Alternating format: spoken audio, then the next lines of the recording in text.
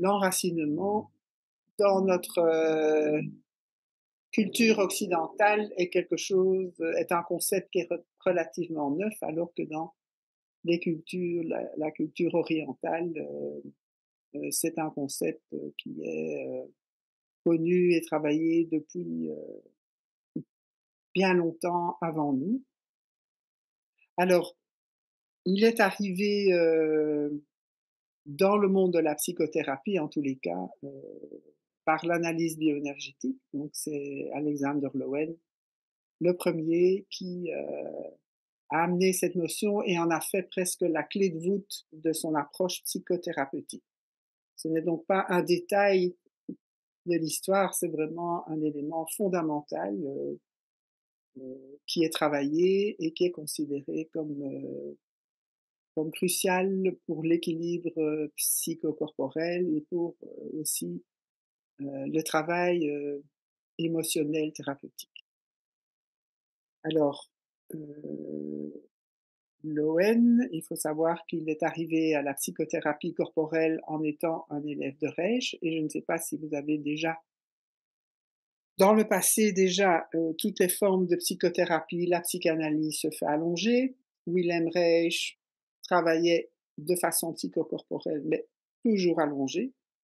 Et de nos jours, on va dire, il y a beaucoup moins de psychothérapies qui se font allonger. On en voit beaucoup qui se font assises.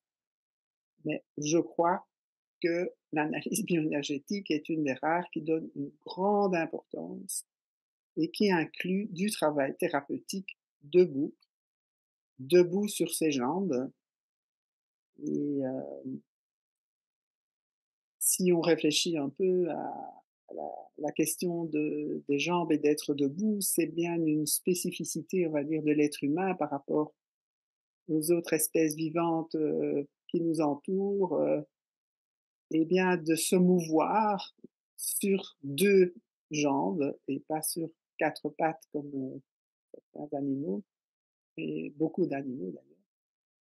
D'autres ont 2 pattes, les oiseaux, mais bon, ils ont des ailes pour voler et ils ne bougent pas,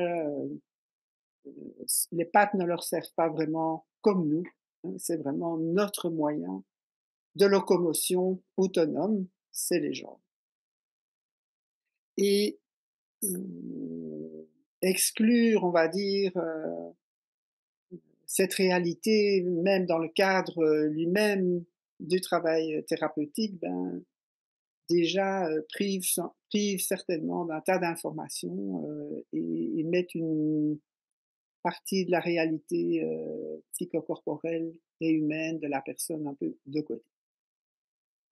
Et donc, en fait, après avoir fait une psychothérapie chez Wilhelm Reich, donc allongé à toutes les séances, Loen ne décrit pas exactement comment il est arrivé, mais il a déclaré ceci, que vous allez voir sur l'image, que je ne vois pas en entier.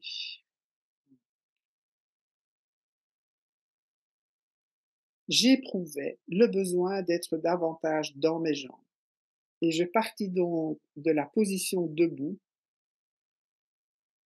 plutôt que au lieu de la position allongée préconisée par Wilhelm Reich. Donc, il a l'air d'avoir, donc après sa psychothérapie avec Wilhelm Reich, qui considérait qu'il avait terminé son travail, comme il le déclare dans sa biographie, il avait la sensation qu'il y avait encore du travail à faire et que ses problèmes de personnalité n'étaient pas résolus. Et il a entamé un travail avec un collègue à lui aussi élève de Reich et patient de Reich, et à deux, John Pierrakos, donc ils ont travaillé l'un avec l'autre et ils ont développé tous des exercices psychocorporels thérapeutiques, et ils ont en fait fondé l'analyse bioénergétique ensemble. Après, Pierrakos s'est séparé et n'ont pas poursuivi, et donc c'est Lowen qui est resté le fondateur de la méthode. Et donc, c'est en pratiquant cet échange entre collègues qu'il a éprouvé ce besoin d'être dans ses jambes. et qu'il a commencé à travailler debout et à porter son attention à ce qui se passe et à cette dimension tout à fait spécifique de l'être humain. Je pense qu'on gagnerait à adopter certaines pratiques, de culture, ancestrale, qui font, des danses dans lesquelles ils tapent beaucoup des pieds, et qui apprennent d'ailleurs à bouger à partir des jambes plutôt que faire des mouvements en les commandant, du poste de contrôle là en haut, qui décide de faire des mouvements. Moi, je pratique une danse dans laquelle, on nous apprend progressivement, ça m'a mis des années, mais ça s'est produit un jour que le mouvement de danse, dirigé par les pieds et les jambes, était, orienté par le bas et pas par le haut.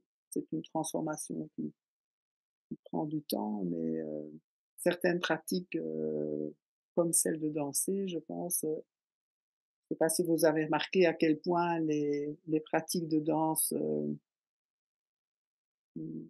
ancestrales, sont toutes, dominées par du rythme et par, des mouvements de jambes, de pieds, sur le sol, parfois pendant des heures, ce qui produit des états de transe parfois et c'est pas pour rien que, je dirais, instinctivement, toutes ces cultures, font ce genre de pratique, hein.